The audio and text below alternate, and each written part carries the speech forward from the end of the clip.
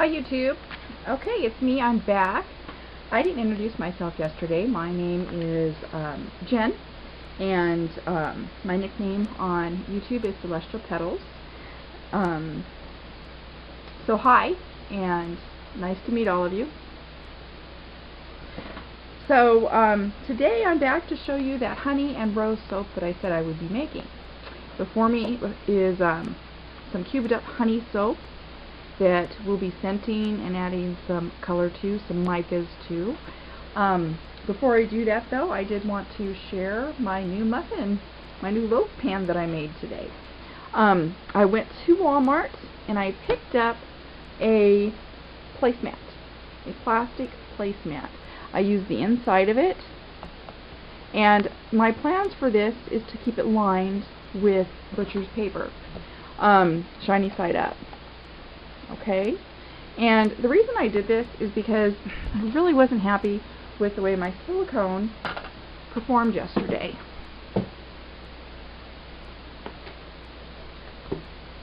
It looks like it has a really nice shape to it, but it's a very loose silicone, and when you pour your soap in there, the soap actually bows out the sides.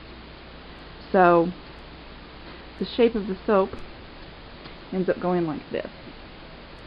Not really super attractive, nothing wrong with it, but I want to avoid that. I want a nice straight edge that I don't have to clean up, that I don't have to worry about, so I went and got this plastic placemat. And what I did is I took an outline that I wanted to use, and I scored it with a scoring knife, which is basically a flat edge knife, something that's nice and flat edged. And then I folded it and scored the folds until I got this shape. I think it came out really nice. It will last for a little while. And it is lined for the size of soap that we're going to be doing today.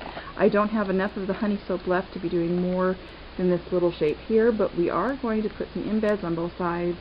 We'll put 2 pours. We'll do honey on this side and we'll do rose on this side. They'll kind of swirl together in the middle. It doesn't, it'll look pretty, and since it's with mica, it'll look absolutely nice. So that's what we're going to be using.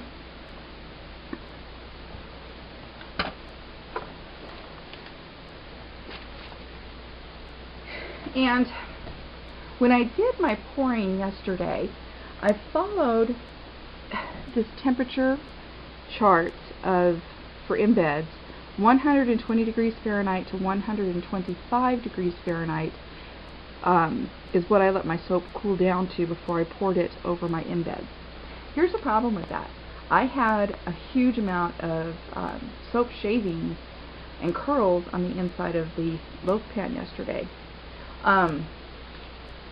which was very cold. It had been cooled down, it had been, shredded, and it was left to just be all cool. At that temperature, when I poured it over the embeds, the soap hardened very fast. I didn't have a lot of time to work with toppings. So the toppings ended up having to be shreds on half of it, and of course some nice bars of cool curls and larger embeds on the other half. But I wasn't happy with not having the working time that I wanted to have. So I would suggest, if you're going to be making melt and pour soap, and you're going to be doing embeds, if you're doing like one embed, like maybe a personal size soap that fits in the palm of your hand, you have a mold for that, and you're making those size, and you're putting like a single embed in there, maybe you want to do 120 to 125 because you're not going to be working with the top of the soap. If you're going to be working with the top of the soap and you're going to have a lot of embeds inside of your soap, take into account that those embeds will cool down the melt and pour. So I would say, maybe all the way up to 140 degrees. I haven't heard that anywhere on YouTube. Test it out, see how that works for you. I definitely did one later on that over a handful of embeds that was that temperature, it worked fine. So it just depends. How cold are your embeds? You know, if they're really cooled down and, you know, the alcohol cools them even more, 140 should be fine. Okay, now your soap actually starts to set up at about 110 degrees Fahrenheit to 115 degrees Fahrenheit. So you can still pour at about 115, supposedly. I have a hard time with this because when you're pouring, before you're done emptying your container at that degrees, your pouring out clumps. It starts clumping all through it. We'd recommend doing it a little bit hotter than that. And your dry time, once you're all done, if you're making loaves, is about 1 hour to 4 hours, depending on how large of a loaf you're using. A 2-pound loaf should be about 1 hour. Okay, 1 to 2 hours maybe on a 2-pound loaf.